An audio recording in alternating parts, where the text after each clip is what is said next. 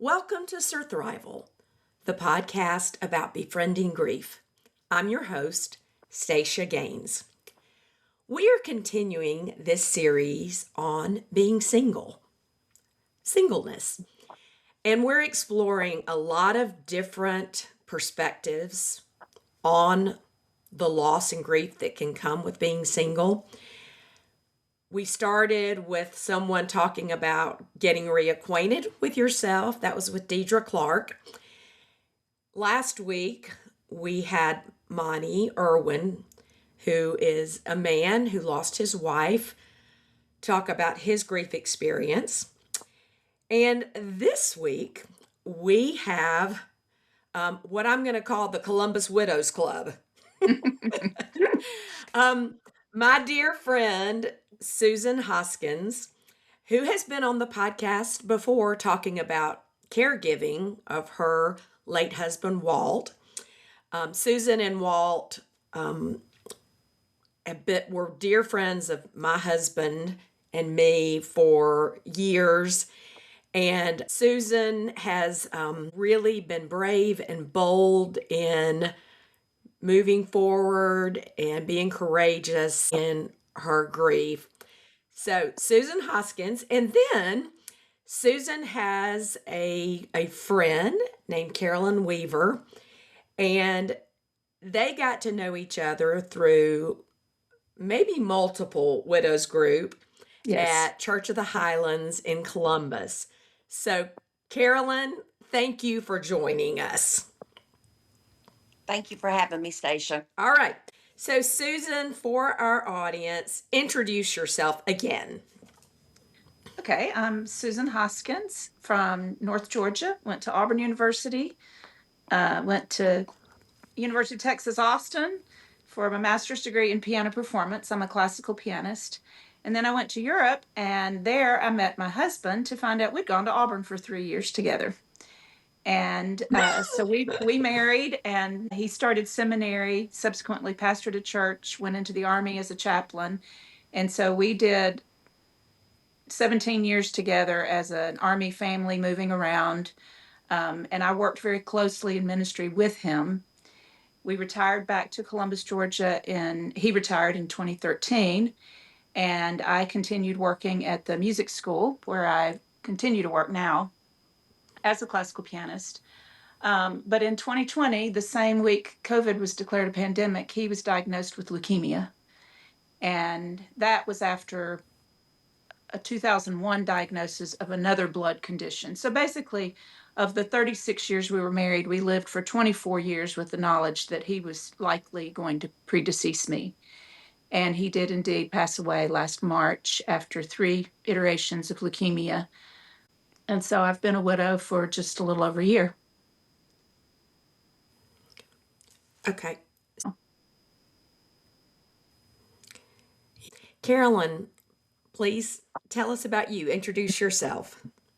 I'm Carolyn Weaver. I was married for 49 years.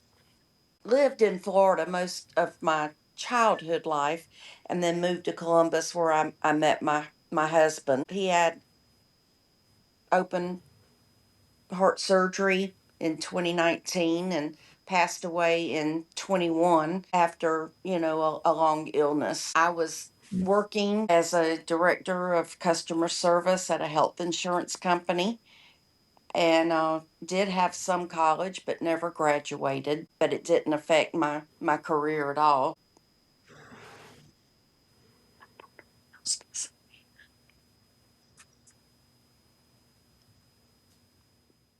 Okay, how did you guys meet?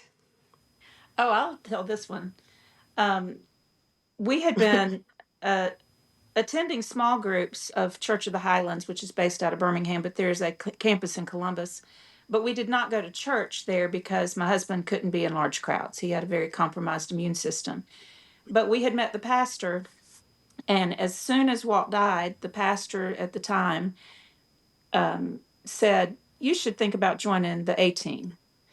And it was because of Carolyn. At the A team, of course, I thought of Mr. T. But we're an administrative team. We meet on Tuesdays and Yeah, meet on Tuesdays and Thursdays to work behind the scenes. And Carolyn is a member of that team, has been.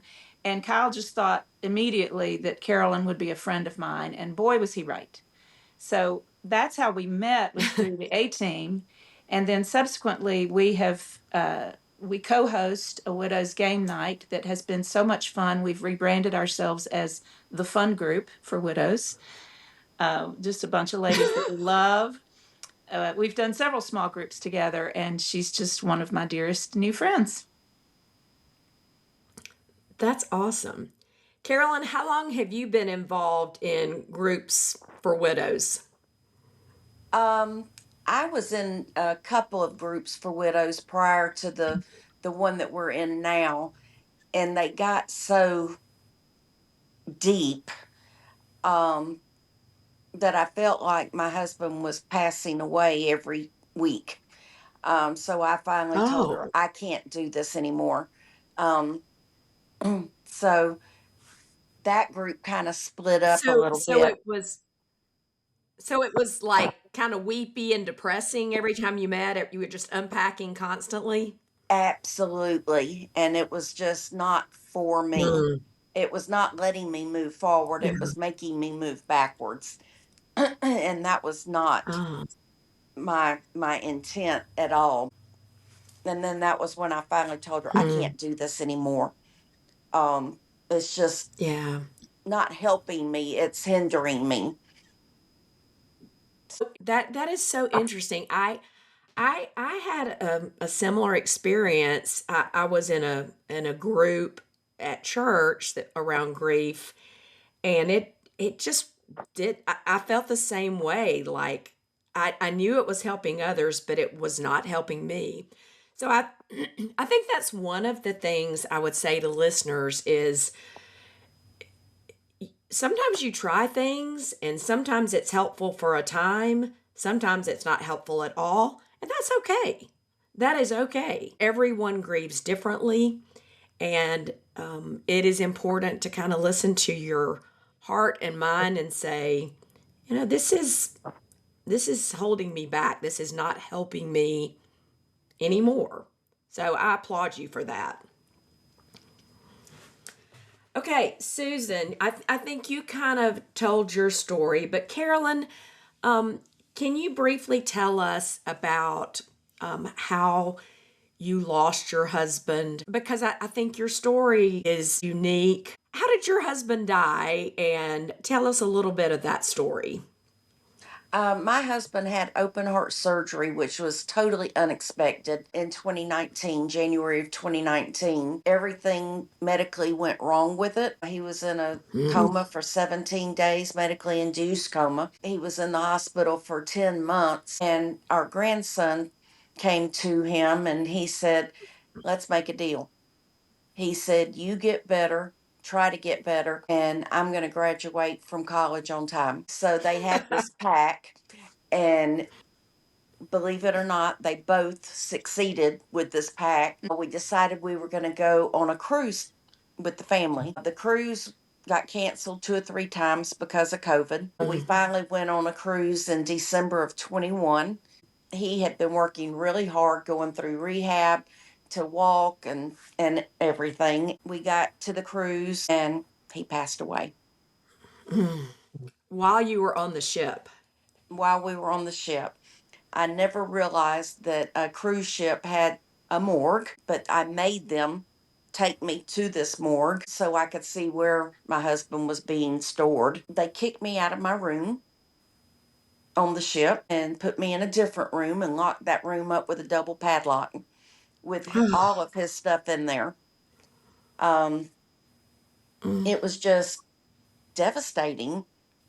At the They treated me nice, but it was still devastating the way they handled things.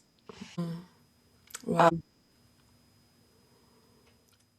So that must have been so painful. Like, so that kind of, I don't know, like putting you aside, and in addition to having lost your husband. Correct. Mm. So I did have some family on the ship with me. So my now grandson in law was staying with me I put him and my grandson in the same room with me just to keep me company, Yeah. so they had an upgrade because I had a balcony room. So they were happy at the same time. And then I was happy because I had somebody keeping me company. Yeah. Um, what helped you, Carolyn, like when you got back to Columbus and you were working through all of this, what are some of the things you felt and what helped you in those early days after his death? In the early days, I had a lot of people come over, and then all of a sudden they disappear because Mm-hmm. they have a life to live on their own, and then you're sitting there left alone. Yeah. Um, my granddaughter, which is now married to the one I was telling about in the room, would come on Sunday morning and pick me up and actually take me to church because I wasn't able to really put one foot in front of the other. Mm-hmm. I had no desire to put one foot in front of the other, but if she came and picked me up, then I was okay. I guess it was just being alone, not not knowing what I was facing or whatever. She would hold my hand in church. It was just, I don't know, it was just comforting for me. And Mm-hmm. then that's where I decided to start joining small groups. What was the first small group you joined? The first small group I joined was for single women. And I Hmm. thought, well, I'm not a single woman, I'm a widowed woman. But I joined it anyway. And I was the only widow in there, and the rest of them were single or going through a divorce or whatever.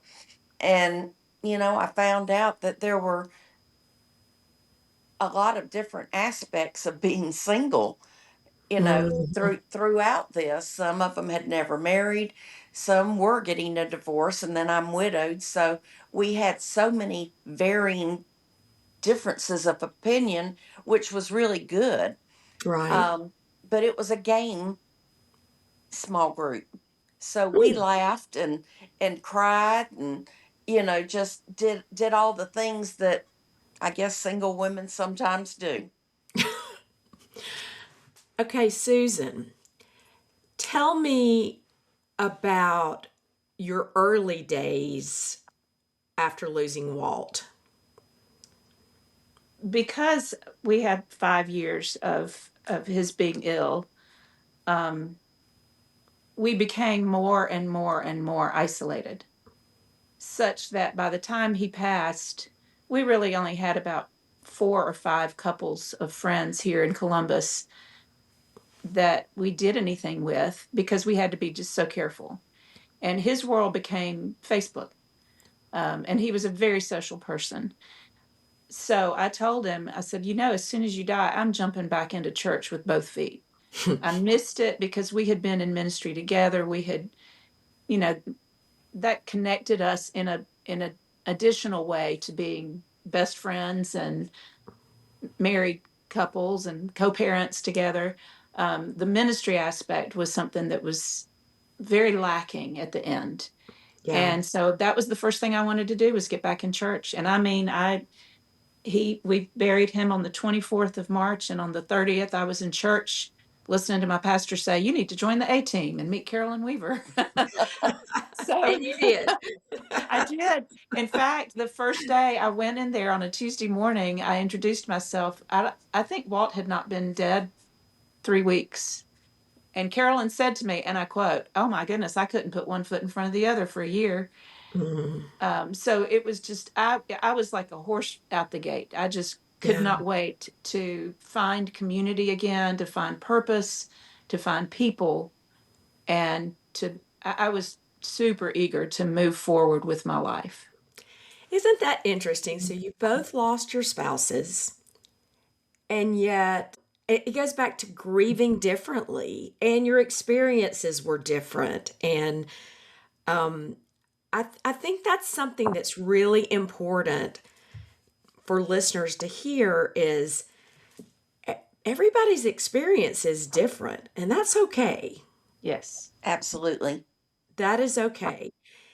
Okay, so Carolyn, so you went from not being able to put one foot in front of another. What, besides your granddaughter picking you up, taking you to church, what else kind of shifted for you where you thought, I can put one foot in front of the other? What are some of the other things that helped you heal? Well, at Church of the Highlands, they always say, give us a year and Mm. it should change your life. And it 100% changed my life. I joined the A team. I've been on it now for about 3.5 years.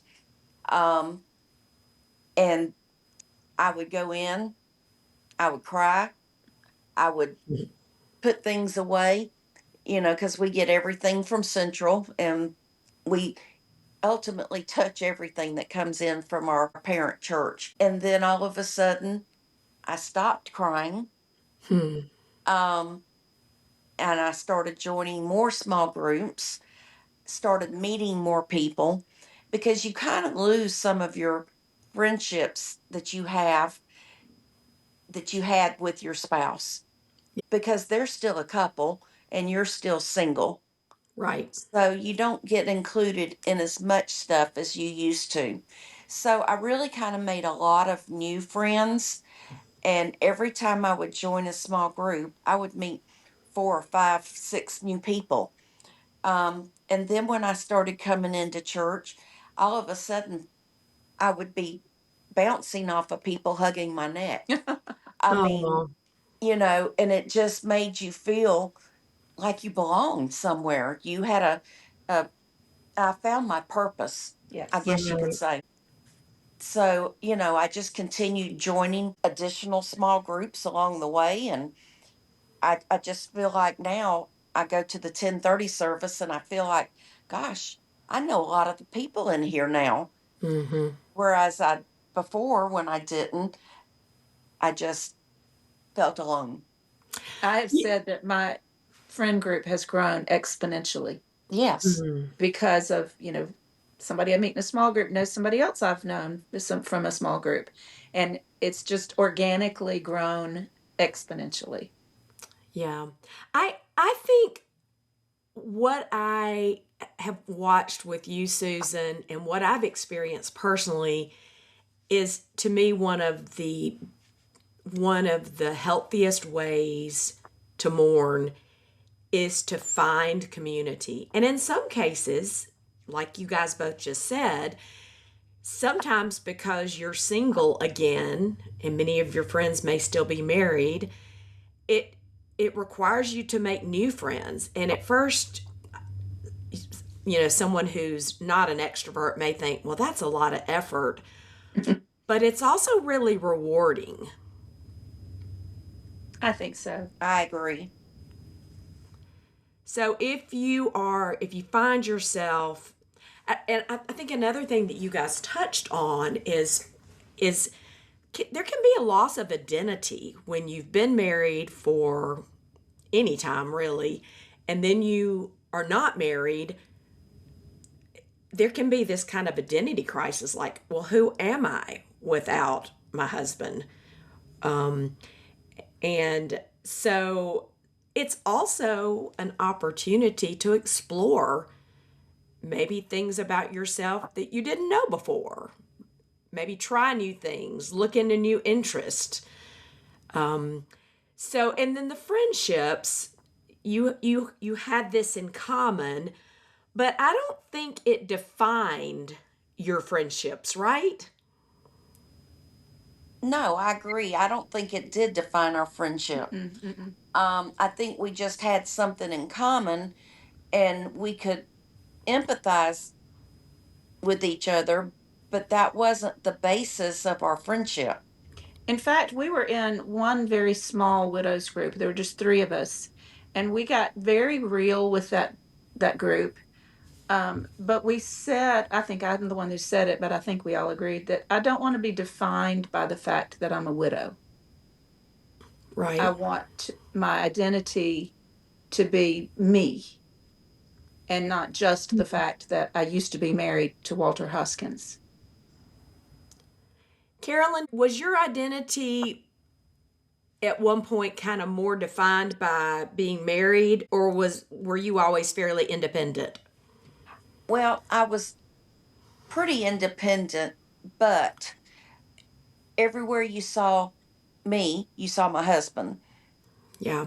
And, because we were like peas and carrots, you know.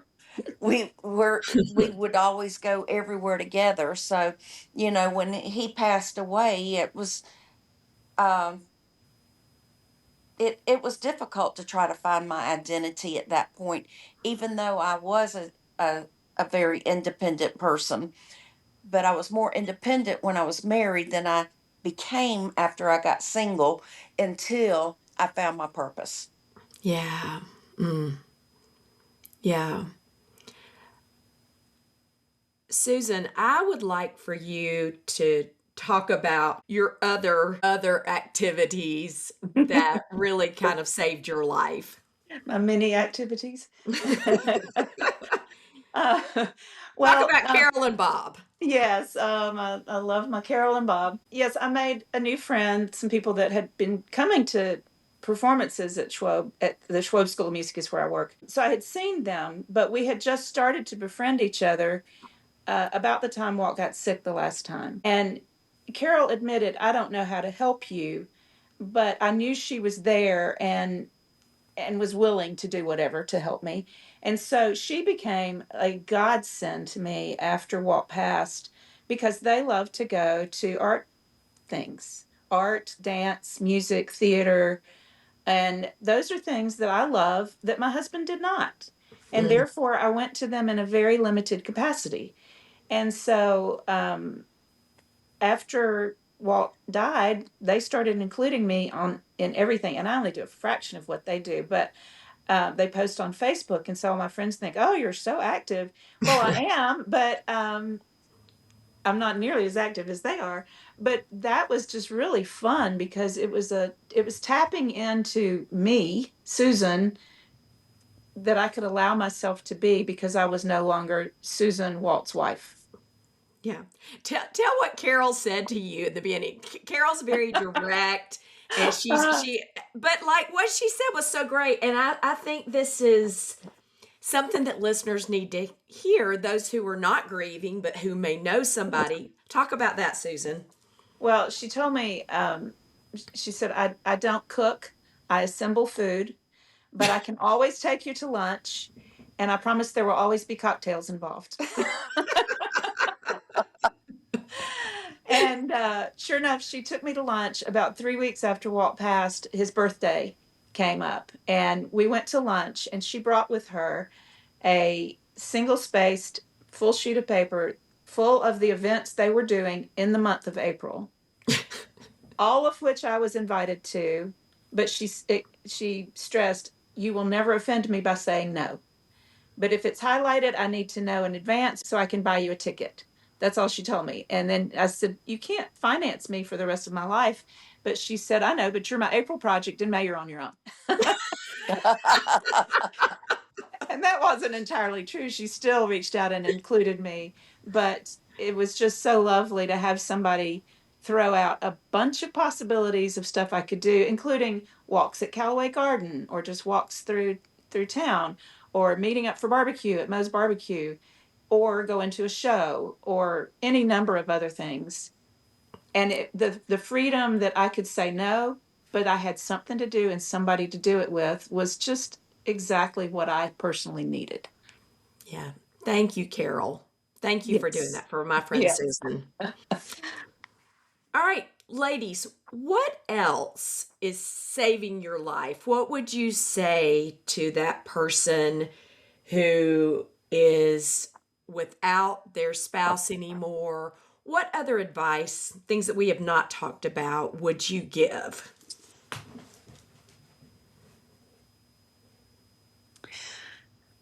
You want to go ahead? I feel like I've talked a lot. Um, well, let me interject this. This has happened just today. A friend of mine's sister is in very, very poor health, and she's alone. And it's really sad because she doesn't have anybody. And I Mm. thought when my husband died, how sad it was because we had been in ministry. And I had always said for years, well, at least when you're in a dire situation, there's an illness or death in the family, at least you've got your church family. Well, we were devoid of that Mm. because of Walt not being able to go to church. And so I'd really gotten away from that community. And my friend's sister is in that position now. So of course, I am a person of faith, but I think key is having a support system, people that you can call when you're saying, I'm just having a really bad day today, or I'm, hey, I'm having a great day. Let me share with you something good that happened today, or something that I just realized. Having somebody to reach out to, having somebody I can pick up the phone with and text first thing in the morning is huge to me. Just knowing Mm. there's somebody out there that I can reach out to for me is saving. Yeah. How about you, Carolyn? Um, I forgot the question. Like what's saving your life? What other advice would you give to those who are grieving the loss of their spouse? I've come very active even within my family. Um, I try to go visit. I try to talk to them almost every day. Um, but at the same time, I plan my day in the morning and I make myself get out of the house every day to do something. Hmm. It might just be going and getting gas. It might be just going to the grocery store, going through the car wash. Hmm. I have a ritual now that I do go eat at a certain chicken place every Tuesday and Saturday. So most everybody that knows me knows where I'm going to be at that time. But I go in there by myself. I sit down in a booth. I eat. It doesn't bother me. I've met people even in that restaurant now that we talk once I'm in there because I'm not really a shy person, but just getting out. Mm. You can't stay in the house. Right. Right. Would you have a tendency to do that without making the intentional plan to get out of the house? Oh, absolutely, I would. I Yes. know. I could be a homebody in a heartbeat, Okay. but I don't allow myself to be. Because you know that that would not be healthy for you. It would not be healthy at all. Okay, so if I were to attempt to summarize some of the things that you guys have shared with listeners, I hear find your purpose. Yes. I Yes, hear make sure that you have community. And by that, we're talking people that are authentic, people who you can be real with, people that you don't have to pretend with, people that really see you and get you, regardless of what you're feeling. And Carolyn, something you said is make sure that you have enough of kind of a daily plan that you're getting out of the house and that you're not just isolating yourself. agree. Yes. Did I miss anything? Is there anything else that you guys think, oh, here's one other thing that if you're single, you're widowed, this is something you must or must not do? Something that comes to my mind is that there were certain things that I did or places that I needed to go, like Mm. to my backyard to care for my pool, that were very triggering to me because my husband loved being out there. We sat on our back porch a lot while he was sick. And after he died, if I had, when I had to go to the backyard, I had a real aversion to my back porch. Mm. And a friend of mine said, "What can I do to help you?" And I thought for a minute and I said, "You can come sit on my back porch with me and help me reclaim that space." And so we did that. And now I go out to my back porch happily. Mm. And the hearing birds was something that Walt's oncologist told him, you're going to heal, you're going to hear the birds, you're going to be outside. And so for several years, hearing birds was a sign of blessing to me. But after he passed, birds sounded mocking in my ears. Oh, wow. And so now the fact that that friend helped me over that hurdle and helped me reclaim that space is huge, because now I like to sit on my back porch and listen to the birds. And there are a couple of other places that I had an aversion to going that recently I went, and it's like, wow, I no longer have that aversion because I've had somebody to go there with me and help me reclaim that space. Yeah, I love that.